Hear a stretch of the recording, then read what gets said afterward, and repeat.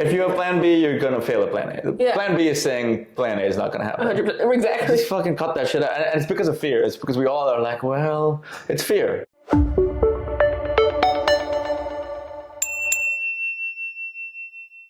Welcome back to It Takes Universe. I'm Ashley, and today we have... Dhruv Uday Singh. I'm going to put a little clip of something here. Hey, I was just looking for, She's in the laundry room. I'll wait in the lounge. Oh, don't be silly. Have you ever tried yoga? I'm Indian, so we kind of invented it. Oh, right. But, no, I have not. Come on, I'll show you some poses. Come on. So how we always start these, as you guys know, is I like to ask two questions. Where are you originally from? And then what was your first creative outlet? Okay. Yeah. Before that, let me just say I forgot this was on video. So I'm coming in straight from the LA summer heat of an outdoor workout, basically. Luckily, you can't smell me on the other side of this video, but... We're both we just started. We just started. Yeah, that's all. Okay, where am I from originally? Yes. Yeah, I was born and raised in Bombay, India, which is now called Mumbai. Also can be very hot, so I'm not used to this. Okay. Hot and humid. Born and raised there, came out here when I was almost 18 for college. And I've lived here since. And my first creative outlet was, I did a lot of writing. I did some plays as a kid. Always wrote, always drew. So I drew a lot of comic books. So fortunately, all of these things have now become part of my life and part of my living, writing, acting, performing. Did you know, like as a kid, when you were doing all that, that could be a thing? Or you were like, this is just fun and I'm doing it with school, or like... Yeah, probably more of the latter, because I think... especially compared to kids who grow up here, for example, around Hollywood, or kids who are born into creative families, they don't. My family, they're not creative as people, but none of them were doing anything, vocationally that way. I guess writing in a way, journalism, but not that way. So I guess I did think of possibly journalism as a career path, but not creative expression in writing. Yeah. It just was I think some people are just compelled to do it. Like you're just like, it's almost like a slight mental illness where it's like, I have to soothe myself by making things, And I think you escape into it if you're trying to escape something, but I just did it a lot, I did it a lot. But then, oh my God, screenwriting! And that's so impressive. I was like, oh my gosh, the qualifications. So... they matter so little in this industry, or not at all, not even a little. They matter zero. To me, I'm just like, this person put hard work in. So to me, they matter, but I get you in the industry. It's like, okay. Yeah, that shit means nothing in a good way, also, because you can just come in and just work hard and do it without any degrees or anyone like telling you have to, do 5 steps. Yeah. Good and bad. Okay, so then growing up and then coming here. Why Los Angeles? And then how did you? What was the shift of like, I am going to get it in screenwriting versus anything not creative and still doing creative things? Yeah. LA, honestly, partly because I got a scholarship, like a half scholarship to USC, and so it was like, well, if they're paying for that, I should take advantage of that. I know the film school there is obviously top of the line. Started doing creative writing there and screenwriting class. I don't know. I think I always wanted to. I love movies. I've always loved writing. I've always loved performing too. I didn't think of any of these as a career, like I said, because they just seem like this outlandish mythical thing some people get to do, like royalty if you're born into it, but then I think it was my love of film got very cemented in school, mainly from the critical theories classes, critical studies classes, where you're just watching like a lot of old movies. When I was 17, I was almost 18 again when I came here, so this was like 2 years ago. And I in my dorm room, so not the best way to watch cinema, but on my little laptop screen, I watched Raging Bull, the Scorsese De Niro movie, and it was the first time I was struck by like everything in that was on all 6 cylinders. The writing by Paul Schrader, the acting, the performance, especially De Niro, but everyone else too, and the directing by Scorsese was so good that I was like, I think I have to do. I just felt like I wanted to do something. So was it your first major? Like after watching it, then you changed it, or you came here for screenwriting? I came for creative writing initially, and then doubled. I did that too. No, it wasn't. again, means nothing. I'm so impressed. I'm just like, this is a lot of work. Don't let this industry take that from you. Like, oh my gosh. Yeah. How is it for people coming here? I feel like that's, to me, even more inspirational, just like Payam too. What was the transition like coming from India to here? Was it seamless? You just come to a scene, you fit right in? I like that you asked that. No, you do the assimilation tango, you know. I guess I was fortunate in a way that I don't know, it's different for different people. Some people come in, they're very young. I know Payam was a very close friend of mine, came much younger. Yeah. I came kind of at that place where I'd already had a full childhood and adolescence and grown, already kind of knew somewhat who I am. So it's kind of slightly more challenging in some ways, less in others, because you're not fully assimilating. You want to hold on. Now I feel I'm very bicultural. I kind of think of my thoughts and my life is kind of in both worlds. I feel kind of Indian and American at the same time. But I think it was challenging for sure. But I don't know. I'll be honest. Like, say what you will about America, there's a reason it's the #1 nation for immigrants for the last 100 years. It's like this country is the melting pot more than anywhere. So I was able to fold in much easier than probably a lot of other places. Yeah. There's not a lot of places on the planet I think you can go as a brown guy and just be like, I'm this country now. And people are like, no, you're not. In America, within 4 years, like, yeah, you're American. You know, I think there's something about that that's quite beautiful. Do you feel like you found other people at USC that you could like connect with? Because I personally don't know because I'm from Florida, and to me, Florida's immigration city. Like, so it's like all races, especially Caribbean, all the time. So I was so used to that. There's some people grow up just around a certain race or culture. Was USC, do you feel like, melting pot, or if it was more LA and USC was not so much? That's a really good question. I think it was a melting pot in some ways. It also wasn't like at least when I was going, I think it's still that way. The Greek scene, as in the frat and sorority scene, is huge and powerful in a way. Like, it seems to dominate campus, and very white, and it's sort of almost not no disrespect to people who are in frats, but at least my experience of it was very like sanctioned racism. Where it's like you could just get turned away at a door of like an open invite party because they were just like, no, you're not coming in here. You know what I mean? And I was like, and this in like the 2000s, so it's not like, we're not talking like even like the 50s or like way back. Like yesterday. Yeah, exactly. It's still like that. So I don't know. I did meet, again, I met some amazing people and some really nice people of all backgrounds and races and all that. But I don't think I had a community necessarily. That's on me. I think I've had my own share problems, I think, with just like fitting in groups, as we all do. You know? Yes. So for other people who may be moving here, feeling that way, what were you doing for yourself, I guess, to like, were you like code switching, or like how are you like slowly getting acquainted with being here? Yeah, good question. I definitely did some code switching, and I still do. I think we all do to survive to some degree. Right now, we're code switching for YouTube. Yeah, I think I initially probably went too far the other direction, where I was like, no, just ignore my whole birth culture, just be white, and you'll be accepted as that. You're not. You eventually find like, not only you're not accepted, no one thinks you're not fucking fooling anyone, but you also don't feel good in yourself. It's fake, all that stuff. Then you start you keep vacillating and finding it. I think also like you start to fall in with other communities that aren't you. I had a lot of black friends, right? Especially coming up in improv, because there was no Indian people or brown people. So you end up being like, okay, this is closer to my community anyway, and they're welcoming of me, but you're still not that. So you have to start finding, eventually I think you just become, this might be because also I'm an only child and I'm a kind of an iconoclast, and I did move myself across the planet. Eventually you just kind of go like, I'm just gonna be me and fuck it. Like, Good. I think, for better and for worse. You're like, I'm done being fake, I'm tired. So you ran out of fakeness. That's the advice. I think that's it. Here. Yeah, it's like the the rope-a-dope that Ali did I'm a huge Muhammad Ali stan, I would say, but in the George Foreman fight, he developed a technique where Foreman was way stronger. Sorry, I'm going into a huge tangent here. Whatever. But Foreman would punch the shit out of anyone, and he would knock his opponents out. He was a knockout artist. So Ali developed a technique where he would just go lean back against the rope and let Foreman punch himself out completely until he was tired, and then he knocked him out in like round 13.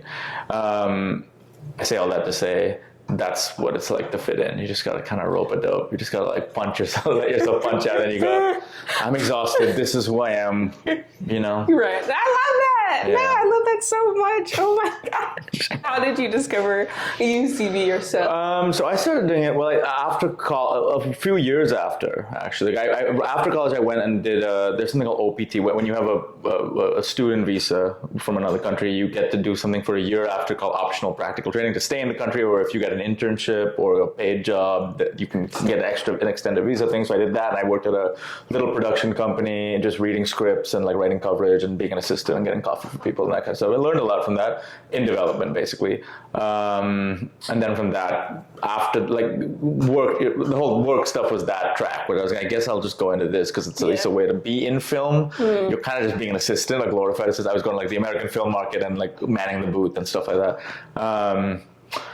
But then I started doing, it was honestly just because I was in a very low point personally. Yeah. And in college, once I'd taken one improv class, kind of. It wasn't really improv. He was like a clowning teacher, kind of, but it was called improv because we were just kind of going up and making shit up. But I remember like, he wasn't a great class. He wasn't a great teacher. It wasn't about comedy at all, for sure. But I remember being like, oh, I was in the moment. And I did feel good at that. And I remember like, I was funny. People were laughing when I did whatever shtick I felt like doing.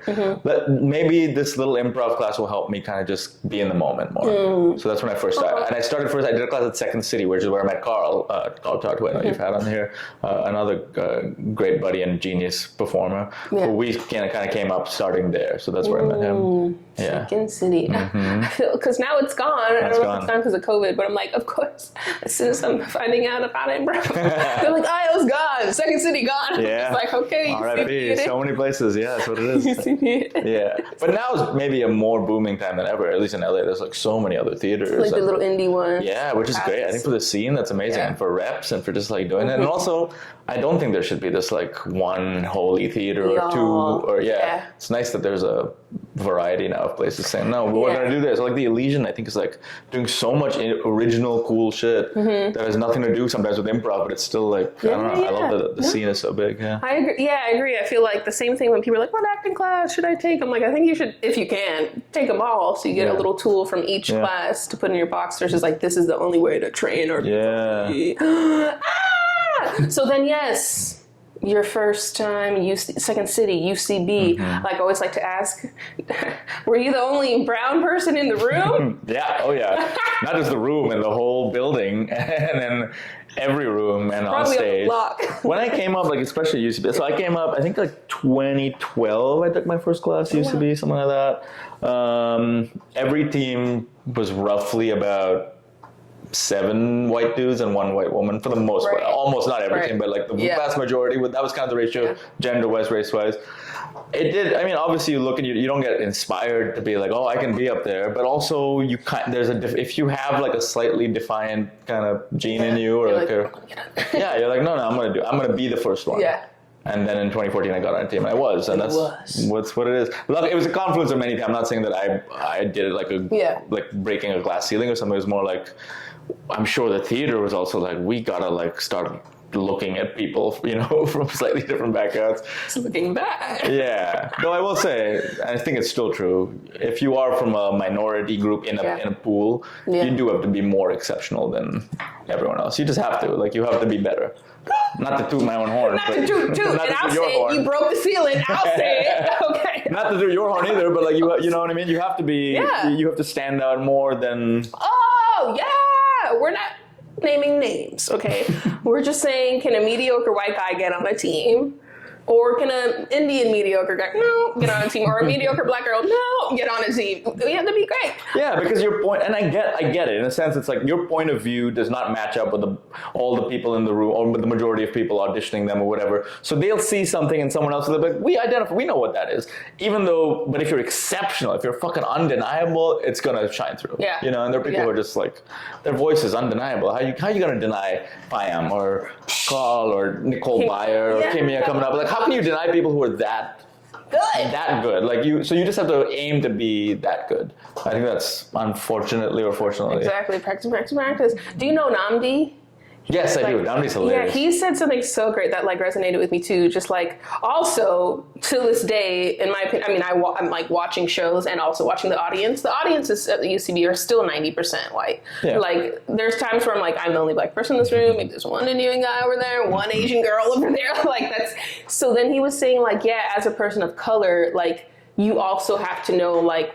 I don't want to say white culture, like white culture or stuff that applies to them. True. Because I have Jamaican immigrant parents, so I didn't grow up on Friends, Frasier, Seinfeld. So like when a white guy can like improv off that stuff and it's versus like if I'm going to improv about my heritage, it's not going to land. Or a show that's like that you know the reference, and if you were in a room that was all black, everyone would get it. That is, I had that. So from my point of view, that was more from like literally not growing up in America. So all the some shows did come to American culture is global and it trickles everywhere. We all have friends or whatever, but there's a lot. I'd be in a scene with someone in classes coming up, and there's the scene about Clarissa explains it all or whatever. I had no idea what it was, and eventually I came to realize, no, you can just make it. That's the beauty of improv, especially make it what it is, and now the reality in this world has to be that. Like. And I also started eventually getting more comfortable with my own reference bases, where sometimes it's like, no, I think this scene is set on a beach in Goa, because that's what I remembered having a holiday once when I was like 7. You know, like it's okay to do that. It's okay. The more you do that, actually, if you have sometimes you have people who don't know how to deal with references not in their sphere, and it'll become about that, which sucks, but it happens. But you also get stronger as a comedian. But if you have the right people and you play with friends, which I get to do now at this level, which is very nice, like with all the teams I play with who I love, it'll become more interesting because it'll be two different bases of references meeting each other, which I think is really cool. Nice. Kind of good segue of one of my questions. Okay. I was trying to watch this, but like, I don't know, maybe it came out a few years ago, so the link didn't work. The Beauty and the East. Oh, yeah. Just because I read the caption that you're like, this is kind of inspired by racist improviser. That's the whole point of this It Takes Universe. It's just like dealing with obstacles of people of color. Yeah, it's part of it. So how was that experience? And then why not just like, whatever, versus, I think I'm going to write a short kind of inspired by that. Tell us what it is, too. What the short is? Yeah, sure. So the short is, I made this short a few years ago. I'd initially written, I was on something called Sunday Company at the Groundlings, which is like their weekly, it's just like what Herald teams are at UCB, you get to a level and you kind of get in or not. And I'd written it as a sketch there and gotten to hone it and seen what the reactions were, and then shot it with the person who I cast in it, Kate Scott Capel, who's great. The premise of it is basically, it's that, you know that moment in Beauty and the Beast when the Beast is dead or killed or whatever, and then she's like sobbing over him and says, I love you, and he transforms and he comes back to life, except in the short he comes back and it's me, and she's like, oh, you're not white, and the Beast is shocked because he's like, the whole time I've been a hairy brown guy, why are you shocked about this? And it was a way to kind of metaphorically deal with a racist experience that I'd had for a little bit with someone I'd been cast on a team with. And again, the reason I wrote it too is I think it was cathartic a little bit to be like, well, I couldn't say the things I wanted to say in that conversation. It became so different about something else altogether. Right. It became like so I wanted to put that all into it. And I think when I did it at the Groundlings, so I remember a couple of people coming up to me after, being like, hey, thanks for writing that. Like I've had that experience, you know, where it's like male and female, different races, people, but people had that experience where it's like I had a moment or a conversation like that, and I didn't get to say the truth of what was happening because I had to play all these games. So I think I wanted to put that in something metaphorical. That's beautiful. Like, truly, I'm not even... Yeah. Again, I'm not recommending that. I think if you can shrug shit off, probably better. But if you want to be petty and make a short about it, it's helpful. It's also not petty. That was great. It's also, there is something about transforming or alchemizing experiences into art. No, I loved it because when I was like... Is she gonna say something about his race? And I was like, that's exactly. But no, it's I'll try to put a little clip of it here or something. But I did want to watch it. Okay, so I always like to ask every actor, then what was your experience? Okay, you graduate. You were doing the UCB. What was your journey with getting an agent? I got early on. I got a commercial agent who was interested. I'd done this like very early on. Like I just started Second City 7. I did this like show, like a storytelling show or something. I just went up and decided to do it. I was like, I think I'm going to be funny at this, and I was funny. And the confidence, just being early 20s, and like I'm going to try this out. And then a commercial agent came up to me and said, "Hey, I'd like you to give me a card." And I was so freaked out because I didn't have headshots. I didn't know anything. Jamie Moyer, who's a really funny person, improviser, and also a sweetheart, was very helpful. She was like, here's what you do: get a headshot, get this together, do this week, and I did all that. So I got a commercial agent early. I didn't have much success in that world, to be honest. I think I booked like, at least then, early on, because I didn't have any skills really. I think they dropped me shortly after. Then I just kind of didn't think of myself still as an actor, I think. I mean, I acted as a kid in plays, and I'd always loved performing. Clearly I was doing it. But I think writer was so part of my identity that I wasn't worried about it in a way.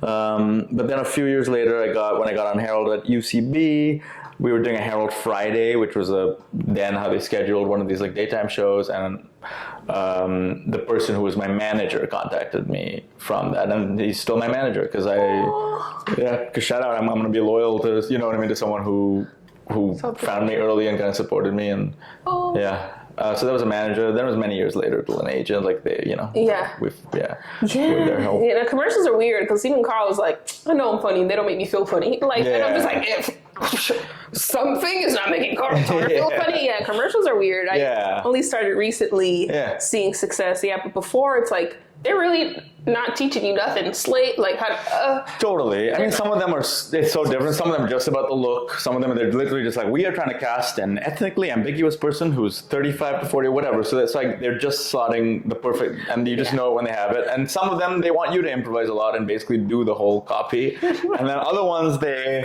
want you to be very precise about some kind of like, eat the burger and smile at the camera or whatever, right? And I've done a few, and I enjoyed it. I mean, I enjoyed the checks that came in. I didn't always enjoy the experience, to be honest, because sometimes it's like like Carl was saying, they make you feel not so funny, or even not.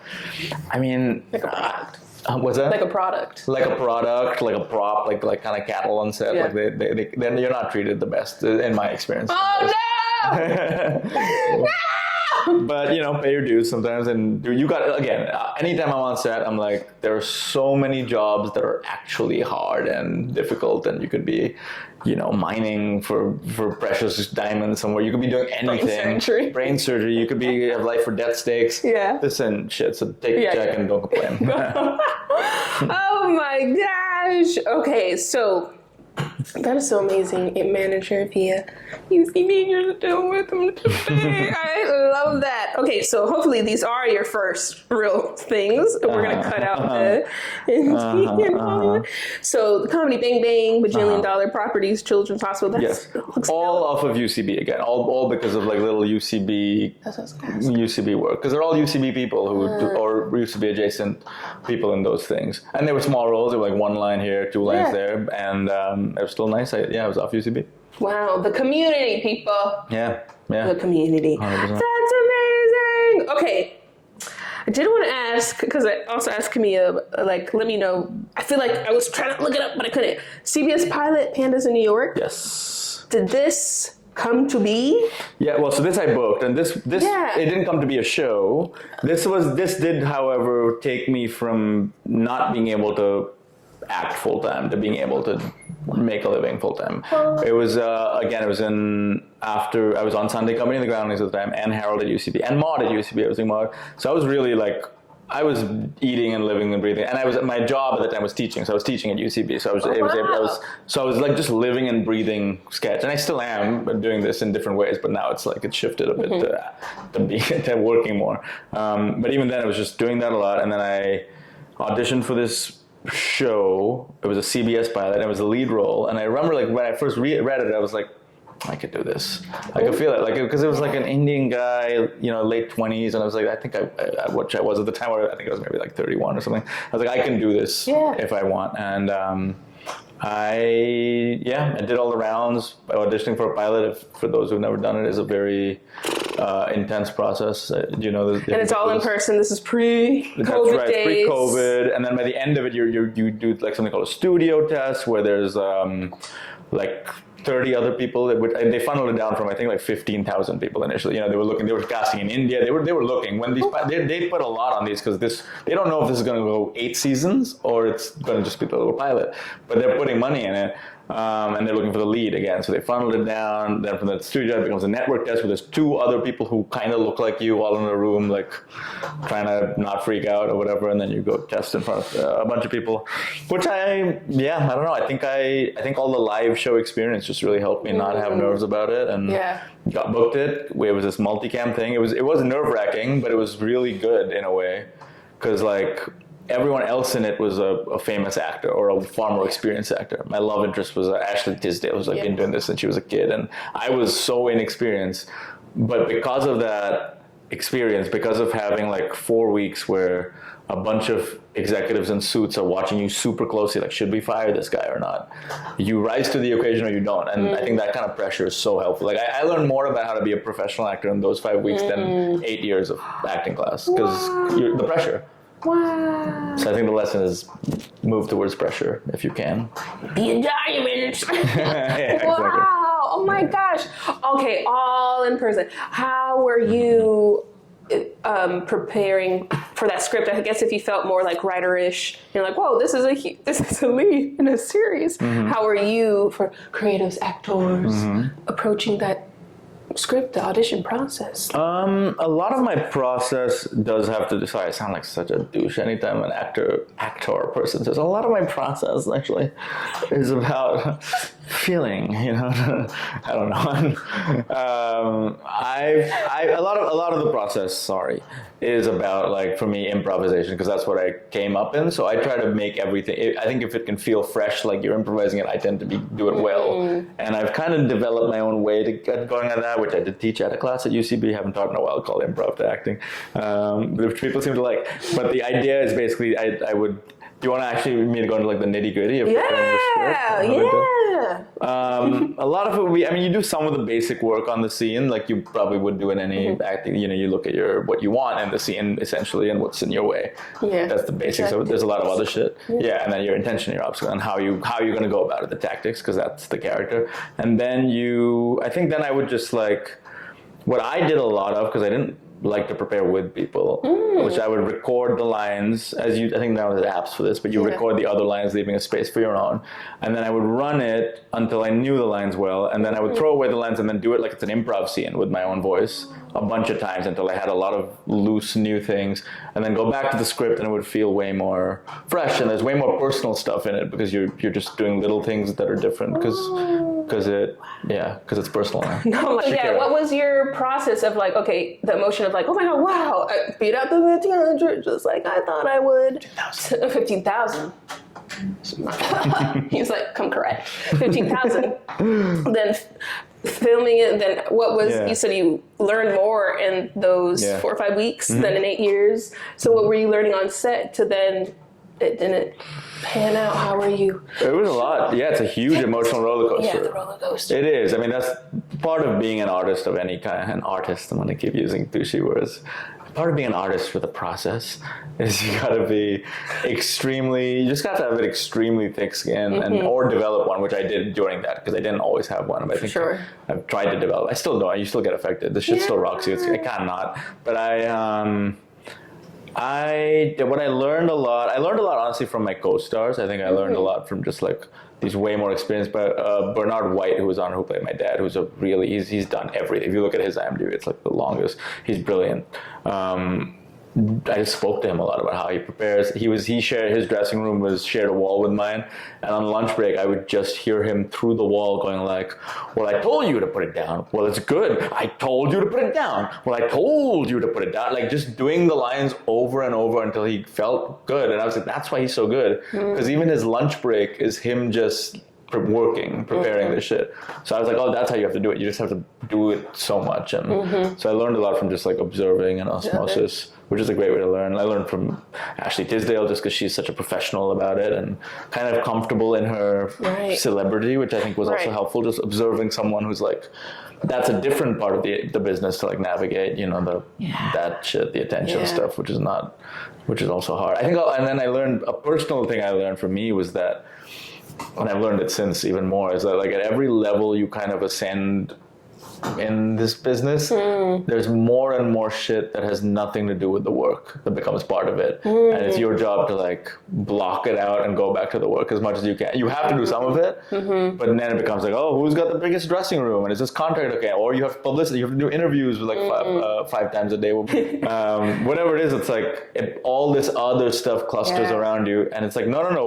The work will suffer if you let that stuff become the majority, you know, like you know, it's not a you don't just buy your way. There's that saying, success is a rental. Like you have to keep paying rent on it every day or it goes away. So you can't just like, I've reached and now I'm just gonna stop working. I've never heard that, but I love that. Oh my gosh. Yeah. Or another quote, I think it was like Dr. Dre said it to Eminem or something, where he said like you got to work super hard to get it and you got to work twice as hard to keep it, and that's true too. Ooh, wow. See, I'm like, whoa. I was just like, in my head.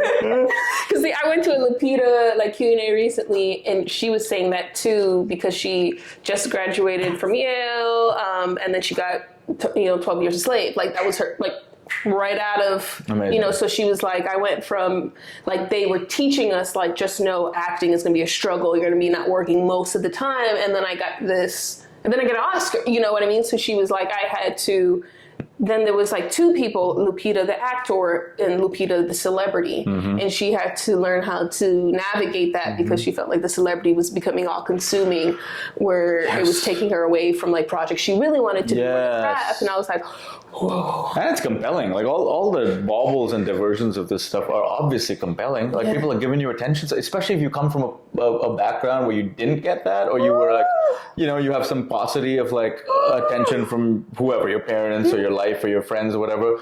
That can be all addictive. There's a reason why a lot of people, unfortunately, in this business go off the deep end or drugs or alcohol, whatever it is, right? Like, because it does fill something for a while, and then you realize it's not filling that thing, so you turn to something else. Not to get so, I don't know why we went down this path. No, it's true. No, nothing. There's no wrong answers. All our perspectives on what we're doing. I'm also saying all this like I'm anywhere near that level where I'm like, yeah, it gets so hard. When You don't understand. You don't get it. When you're at the top, when you have 3 Oscars like me, there's no shortage. I'm saying this at the level of a CBS pilot that did not go to series. I learned that lesson.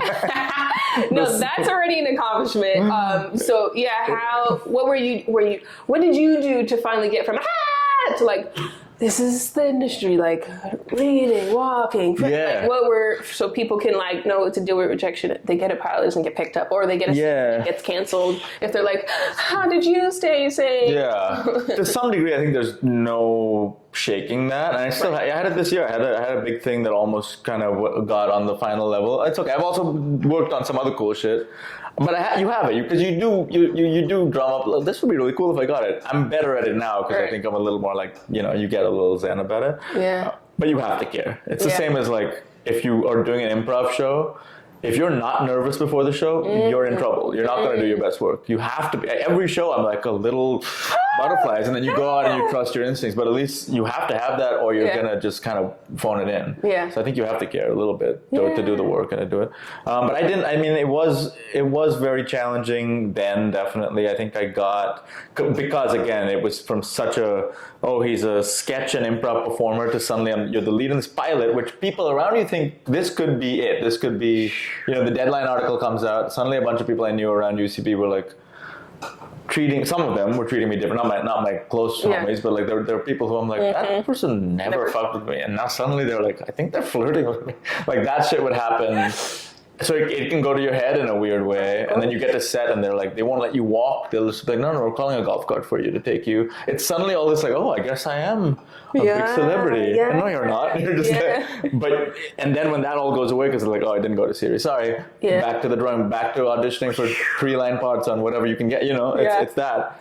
Wow. You just have to kind of, I think you have to just be a little resilient, and you also have to be a little it doesn't fucking matter, and you know, because all that stuff is actually not why you got into this, Right. unless you're doing it for the wrong reasons. But Be honest with yourselves. you're looking at one person in I particular. was like, damn. You directed an episode of Smosh? Yes, I did. Yeah. How did that come about? Because we're writing, we're acting, directing to me is Yes. completely different. How did this come about? So that's always, you know, again, back to that seed moment of watching Raging Bull where I was like, all three are what I want to do. That's always what the game has always been moving towards that for me. Writing, directing, and acting. I love all three. I love making stuff. That came about because of Beauty in the East, actually. Like someone there saw Beauty in the East and was like, I think this would be fun. And it was fun. It was really fun. What was cool about Smosh, like those kinds of projects, are like they have a budget. It's not a huge budget because it's just a 12-minute internet video. No disrespect to 12-minute internet video. I just mean it's not a feature film. We're talking that budget, but there's a budget for that because they're kind of sponsored by something. Yeah. So it's cool to like get sets built for like a little vision I had for what this video would be. Yeah, that was fun. Wow, so an opportunity came from your own project. That's true. Wow. I didn't make the project for the opportunity, but I think it was an investment because I do think like the directing fee made up for some of the budget of what I spent on that. Also, I should say that Beauty in the East, I made that from my pilot money, the money I'd say after paying rent and stuff, what I got from that CBS pilot. I don't know if it's a good idea or not, because I feel like sometimes I think it is when I'm doing well. I think it is when you're not doing well. I'm like, I should rethink my whole strategy. But my strategy was I read a lot of and I still do books like by entrepreneurs, not acting actor things. You should read biographies. You should read all that, but. This is ultimately, as an artist, you're an entrepreneur. Your product is just yourself. Yeah. So I was like, let's treat it that way. So the idea was take the money and put it back in the business. Save some, obviously. Yeah. Pay your rent, do all your shit, put stuff in investments. This I learned from I have a friend who's very good with finances, who works in that world, and I just keep asking him for advice, and he keeps sending me Instagram videos of like, watch this. So some of it you got to invest. But then I think putting it back in the business was my plan. So I was like, okay, I took that pile of money, what I had left, I used it for the budget of Beauty in the East. Eventually, Beauty in the East turned into help getting a directing job, you know. I think there's something to that. And back in the business, I also mean in classes and educating yourself. I think you got to keep like just learning. And even when you're like working a lot, you got to be like, no, take that money and put it in something, in an acting coach, or put it in a writing class, or put it in a UCB class, learn to do improv, whatever it is, you know. I think that's something. Interesting. No, I love learning about entrepreneurs too, even outside of acting. Yeah. Oh my gosh. Okay, so tell us. Maybe I'll go to that question later. Okay, so tell us the process of Good Trouble. Oh, sure. What? Not one, not two, not three, 5 seasons. What?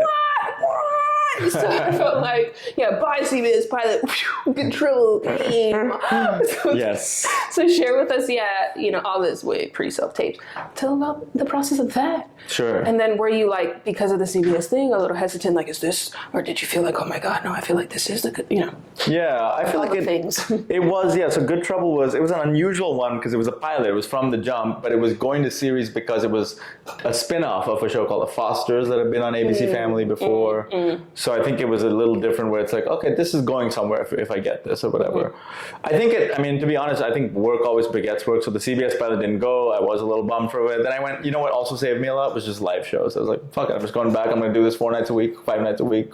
And there's a fulfillment, I'm going to get in front of an audience and do it. I'm going to go back to those routines.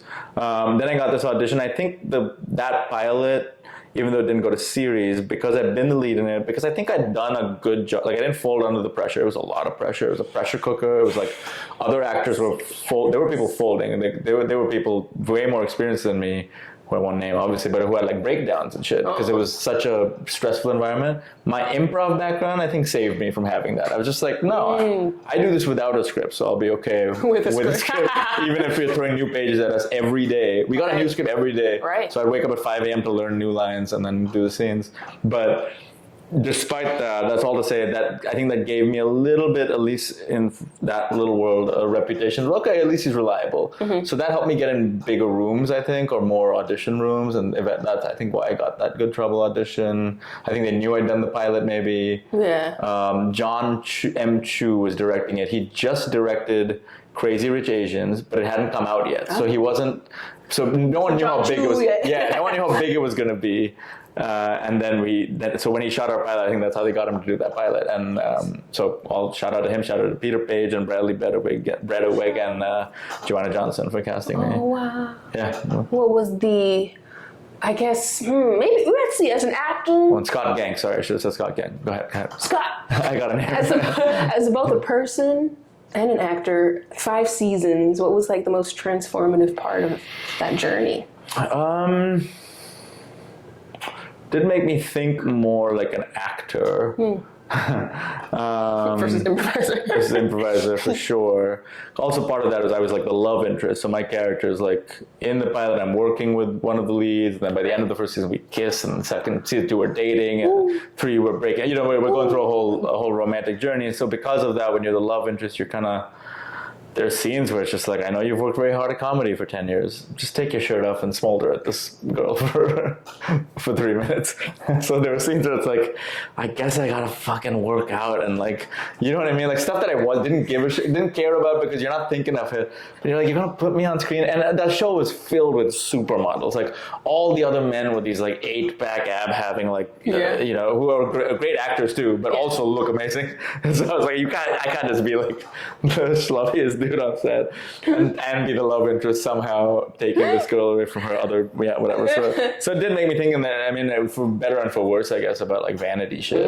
And that's why I show up now to a video interview covered in sweat from an outdoor workout. To be fair, on a hot LA day. that it was just an audio podcast, like a lot of people think. A lot of people think that. That just shows on my part, my communication needs to be better. No, it's not you. No, it's you. You sent me a YouTube, I totally forgot. And I think it's also, there's something to be said about maximizing whatever your look is, you know, like let's be honest, like if you are the 0.0001% of the population that is like genetically the most stunning supermodel person in the world, you'll probably start working earlier than a lot of people, probably, because they do, at the end of the day, people do cast like people, you know, if you're like this chiseled jawline hunk or whatever, you're going to get cast and shit. Yeah. But also you can maximize whatever you are doing. I think you can kind of lean into whatever that is a little bit. I guess what I mean by that is more like, I don't think you have to play into like a stereotype or something, but you can be like, oh, I notice people see me a lot as this. How can I make that the most fun version for me? I say this also because I think there's like a Venn diagram, right, of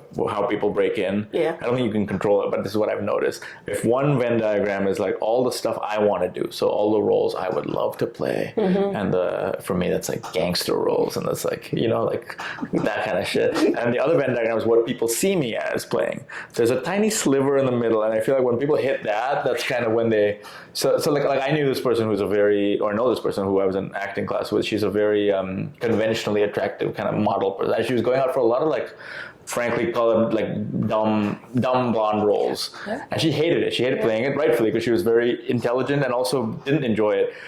What she wanted to do, that side of the diagram was like kooky weirdos, big weirdos.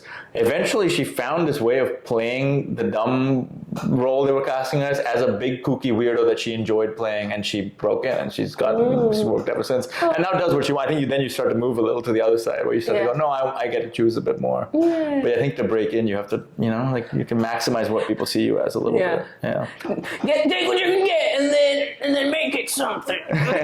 Lemon to lemonade. Yeah, a little bit. Yeah. Oh my goodness gracious. Okay. I love that. Okay. Again, I don't want to mispronounce this. Udham Singh. Oh, yeah. Who is that? And out of all, we're just going right into the skirt.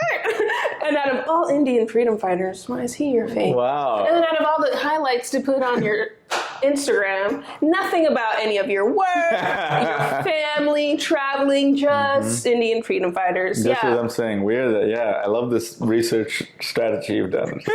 Just checking out my Instagram. I love it. Yeah, you're like, for the 3 people left watching. I was like, that's me.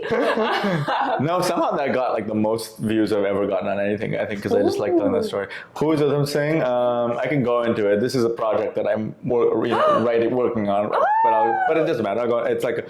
You should look him up, I think, if you don't want, or look at my Instagram and click the highlight reel because I like to tell that story. He's a freedom fighter who it's the most like spaghetti Western style, almost Tarantino-esque kind of story in Indian history that I find fascinating. It's kind of in the shadows of Indian history, which is why it's interesting. Basically, in 1919, there was a huge when the British were ruling India still, and they could sense foaments of revolution a little bit because Gandhi was already he wasn't yet the full civil rights leader, but he was active, and they were Dadabhai, Nauroji, there were a bunch of people, and so there was this Jallianwala Bagh, which is a huge outdoor garden in Amritsar in India. There was a large Baisakhi celebration, which is the festival of spring. There were like 1,500 Indians, men, women, children, just like, celebrating. And in a move to kind of quell revolution, the British saw their opportunity. They sent in a firing squad and they just decimated them, like just mowed down over 1,000 just innocent Indians randomly. And it was one of those moments in the Indian freedom struggle that kind of led to independence many years later, but it kind of, after that point, people were like, oh, no, the British they're not, this isn't just like idle. There was already a lot of bad stuff happening. They were kind of sucking the land dry for 300 years, as colonial rulers do. But in this case, it was that. Udham Singh was a teenager at the time and survived it. But he saw his whole family. He was he had one brother, I believe. He saw his family all get killed. He saw his friends get killed, and he swore vengeance on the person who did this.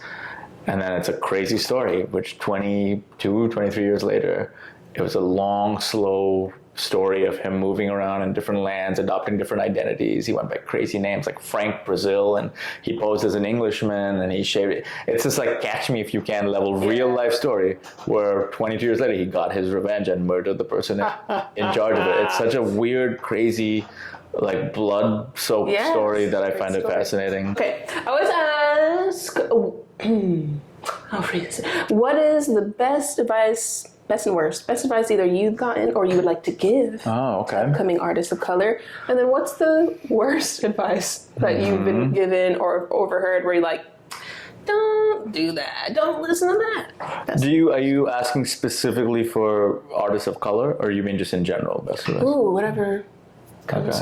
Whatever first came to your mind. Okay. Best advice, I mean, it's such a cliche, but it's such a cliche. You know what I'm going to say too? It's just believe in yourself. I mean, there's no substitute. It's kind of brutal and black and white in a way where, like, if you don't believe in yourself, you just will not succeed, period. And so I feel like you have to really ask yourself at some point, do I believe in myself? Like, truly, do you? Because if you don't, and if you don't think you ever will, you can take all the classes and you can go to all the seminars and you can watch all the interviews. You fucking won't make it. Sorry. But if you do, it doesn't fucking matter. Like you will find a way eventually, or you'll die trying, which I also worry about. So I'm like, maybe I'll make all the stuff I want to do, or I'll die trying, but at least I'll try. Exactly. But if you don't, you never will. It's so brutal and black and white. So I feel like if given those two choices, why would you not believe in yourself? Given that's the only option, you know what I mean? And also, if you won't do it, why should anyone else? Like, why should the casting person, and why should these producers, and why should the audiences that you're playing for, or live, or through a movie or a TV show, why should they believe in you if you won't do it?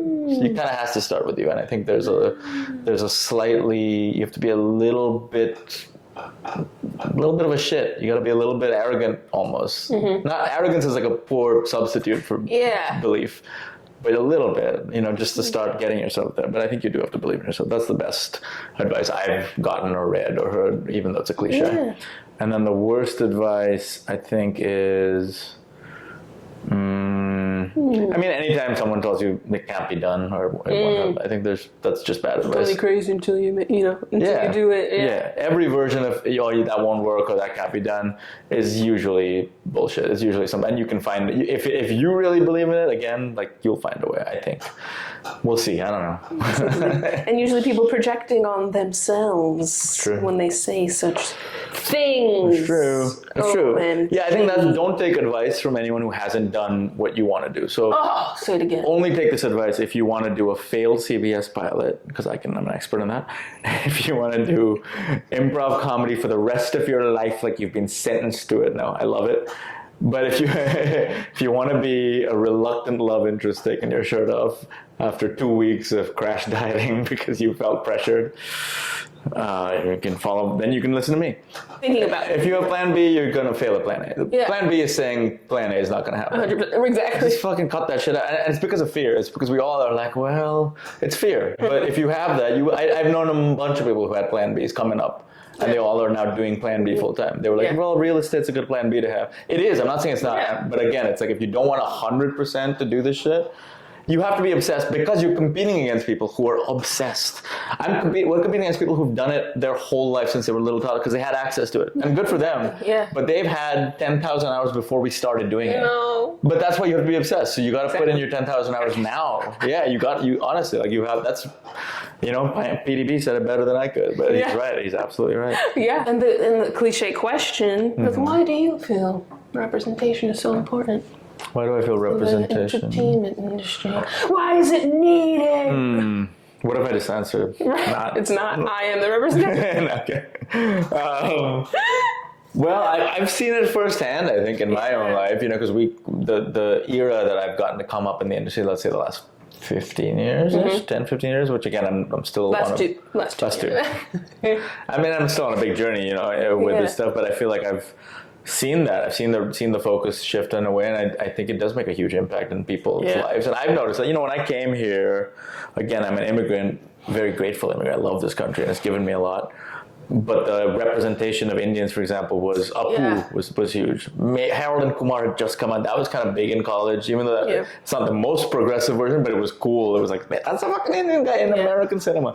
But it was like you get Apu impressions done at you a lot, which is, again, a white actor who's very funny. Let's be honest, Hank Azera's a genius. But it's not exactly what you want to be known as all the time. And I saw that shift, because that shit shifted. I also saw it from my point of view, where after I was on Harold Night, and again, I was the only brown person on Harold Night for many, many years, or at the theater at all on stage.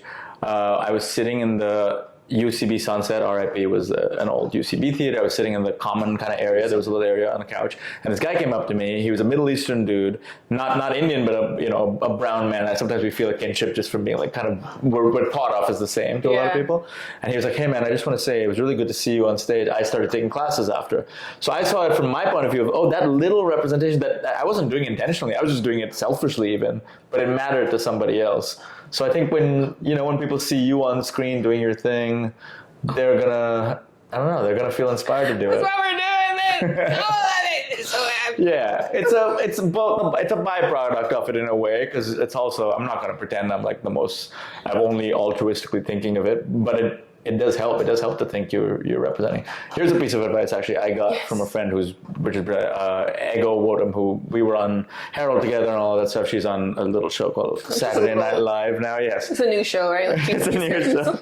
But a few years ago, I was in New York and we had dinner, and I was like, I want you to give me some. I was kind of asking her about that shift for her was like going from such a huge spotlight, right? Suddenly. Yeah. And I was like, how did you kind of keep your head about you, especially that first year? Because I know it was tough, especially that first year on SNL. For everyone we know is like been. And also, only the 7th black woman on SNL in history. That's it, exactly. And she said to me, she closed her eyes, she thought about it. She's like, I think like a big piece of advice is have a mission bigger than yourself or outside yourself. And I was like, what was it for? And for her, it was like, representing for black women in the position she was is like a unique opportunity for, like, she knows there's little girls in high school or whatever watching this who see that. So having a mission outside of yourself is maybe better advice than the thing I said about believing in yourself, whatever cliche bullshit. I love that. I think it's like having both is so important. For the strongest whys, I think, are like personal and societal or beneficial. There's an old, I don't know his guy's name, Shohei Ohtani, who's in the Dodgers. He's like a superstar in the LA Dodgers now, right? Oh no. He's an incredible Japanese all-round player. He pitches and he bats or whatever. Did he hit a screen with one of his? Okay. Probably. To be honest, I don't know enough about baseball, but I know the personalities, and he's kind of getting a rep. He's like the Babe Ruth of baseball right now. Okay, I think he's in my brain somewhere. Yeah. Yeah. What is this? I think he's on my. I saw him meeting Cameron Brink on the LA Sparks, WNBA. But yeah, go. Anyway, he kind of came in high school, there's this thing you can find online called the Harada method, which is what he followed from his mentor of like, similar to what you're saying, finding a powerful why. It's a whole system of goal setting or whatever that he did, but you can see his sheet from high school. It's pretty impressive because he predicts like year by year each thing. And it was like, yeah, go to America, and he did each one that win a World Series or whatever. It's pretty impressive. But one part of the Harada method, which was useful, was like getting into your why. And it's a what do you call it? Like a grid with 4 things. There's a name for that. And it's basically the way you write your whys out are you start with intangible personal ones, then you start with tangible personal reasons, then you do intangible societal reasons or benefits, and then tangible benefits to your society or your family. And when you have all 4, you have like a fully powerful why, because you're going like, okay, tangibly, if I do this thing, like you said, it'll give me financial freedom. That's a tangible thing. Intangibly, I'll get a lot more confidence. That's a personal thing. But you write a bunch of them, you know? Yeah. Tangibly for my family, they'll be, I don't know, taken care of. Yeah. Intangibly, my nephew will be inspired and want to pursue his own creative dream, whatever it is. But when you come up with enough of those, you have like a very full-fledged why. Anyway, Harada method, I recommend it. Again, take Otani's advice over me. He's on the We're talking to you! Okay, and then I like to ask, legacy. So say you're 100 years old, newspaper, Dhruv Singh, or it's like a CBS. Like, today we're looking back at the career of Dhruv Singh. What do you want your legacy to be? Wow, said and done. Just a super light question. Yeah, super light question. My legacy? Yikes! I don't know if I even think, I don't know. Legacy is so hard. Yeah. Because it's like ultimately, I think it's like, in some ways it's so meaningful, in some ways so meaningless, because you die and then, man, in 2 or 3 generations, they're not going to talk about any of us. We're fucking done. And that's not kind of freeing in a way. Like, even if you're Shakespeare or whatever, even if you're one of the great religious, I don't want to offend anyone, or if you're one of those people who founded an amazing religion you're talking about for thousands of years, we're not really talking about you. We're talking about our versions of you, and it's disputed and everyone's fighting about it. You know what I mean? Right. So I don't know. It's like both meaningless, which I find freeing, where I'm like, just live this life well. Yeah. But then also, I think you live a personal life. I think what I just like is like, he had a good impact on people around him, which I haven't always had, which is life, you know, sometimes you fuck up, but I also have in some ways on some people. I want to outweigh that, mostly positive, and hopefully by the end, I don't know. Yeah, I gotta think about that because I think it scares me a little bit. I don't know if it ever goes away. Imposter syndrome. I think you always have it, and you have it at every level. But it's like you just learn to you learn to just like go like. It's the same with like nerves before a show. You just learn to go like, let me channel this in the right direction. Yeah. Have a better control of it. You have better control, but I don't think it goes. You know, Neil Gaiman, the author, was a prolific. He wrote Sandman and Coraline, all these incredible books. Great author. All these fantasy novels. One of the most accomplished and most like prolific and also well-regarded authors. I did a speech where he said like, I still worry one day someone's going to show up at my door and knock and say, we found out, we're going to take it all away. You know, like that. He has imposter syndrome when he's considered one of the greats, one of the masters, contemporary masters of the form. Yes. So I don't know if that goes away. I also think like it's better to be a little too confident than not enough. So like if you have that feeling, it's better sometimes to be like, yeah, maybe there's these people who've been doing this line, No, fuck that. I did make Lloyd, and they did see me for a reason. Let me just invest in that side of myself. It's an election, you know what I mean? You just want to win the election a little bit. You want to slightly more votes, 51%. 51% votes in the pro column, and then it's okay to have those. Because I don't know if that goes away. Because I feel, listen, I have that all the time with like work shit, where I'm like, when I'm working and I'm like steady, I'm like, oh, I'm in demand. Okay, they want me on this. I'm doing this movie. I'm feeling good. I'm crushing it on set. I like it. And then you have a little period, as you do sometimes, where you're not working, and it's easy to get down on yourself with that shit. I think you just have to be, both resilient and patient, and impatient with your action. Like, there's not a day goes by I don't write. I mean, there are. Yesterday I didn't because it was 4th of July, but there are days you try to like do, you know, as long as your actions are very impatient, I think that also compensates a little for that, because you start to go like, well, I'll outrun the monster in my mind. I'll outrun that thing that's saying I can't do it by just doing a lot as much. Yeah, as I by can. doing the craft. Because, I say this often where it's like, I feel like singers are singing every day, dancers are going to dancing class every day. Actors, don't wait for your audition. You need to be acting every day. Exactly. Writers even like on stage. They don't writers who haven't written. Yeah, exactly. If you think, I mean, you would fire you think anyone in the NBA is if someone in the NBA even was like, yeah, I practice twice a week, you think they're gonna be at that level in the game? No, they do this shit daily, hours. They give up their lives to do it. If you're not willing to do that, kind of going back to what PDB said, like.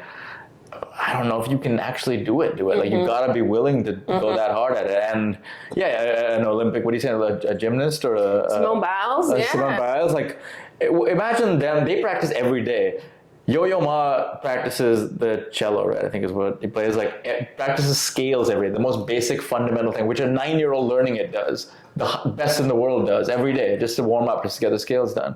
So why do you think you can do this and not practice it every day? It's crazy. Like you because people think it's about other shit, but it is about other shit. But you can there are odds, there are beginners who have crazy luck or whatever, but you just have to if you're not willing to, I don't know, drum up that level of work, I don't think. Is this for you? What'd you say? I said, is this for you? You're not going to put in the work. Well, you're always talking to one poor audience. He's like talking to me and I'm like, ooh. No, but I love that. Yes, at the end of the day, I think people sleep on acting. So it's either if you're improv, doing the theater thing, or if that's not your thing, doing practice self-tape or submitting to indie stuff. Read a play. If you make a goal, read a play every week or 2 plays every week. Like that, lovely. You learn a lot from that. Read plays. I think reading screen. I read so many screenplays. Well, part of it became my job because I was doing that. But even otherwise, you learn your craft from people who've done it. Good and bad. I need to read some screenplays. Yeah, watch shows, whatever you're doing. Oh my gosh, okay. 2 more questions. What are you the most proud of in your personal life and in your career? Wow, that's a good question. Yeah. Boy, in my personal Gotta give yourself credit. What are you proud of? It's tough. I do have a hard time with that sometimes, I think, with the giving yourself credit part. Yeah. But here we are, giving you credit.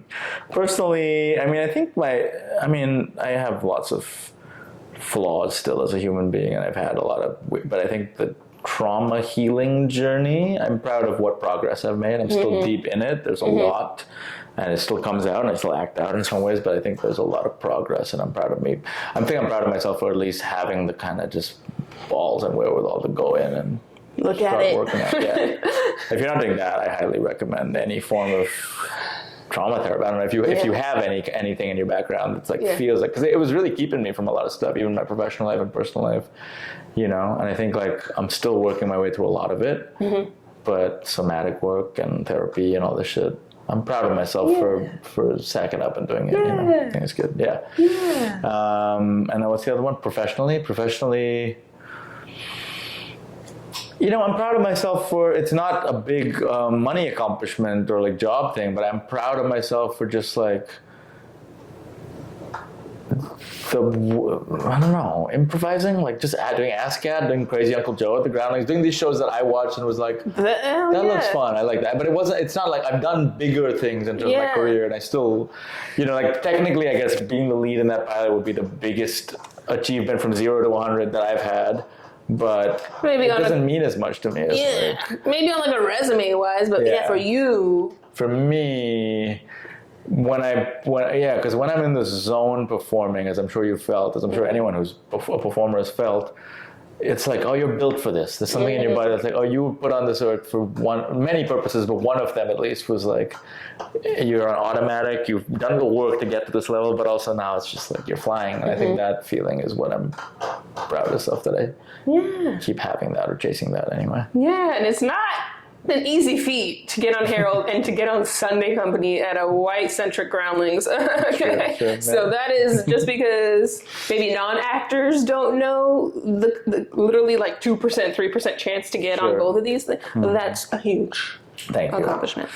Thank you. I'll take it. Yeah, It's a hard one because it means that, like, my one episode of like Young Sheldon, if I go back, gets you way more compliments and attention from everyone back home.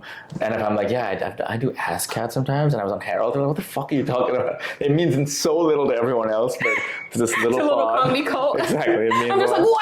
like, wow. One day I want to do ask. Yeah, it's like, no, that guest star you had on season 6 of a show. You know what I mean? Like, it's hard to like quantify that to the outside world. But yeah, it is. It matters more to us. So.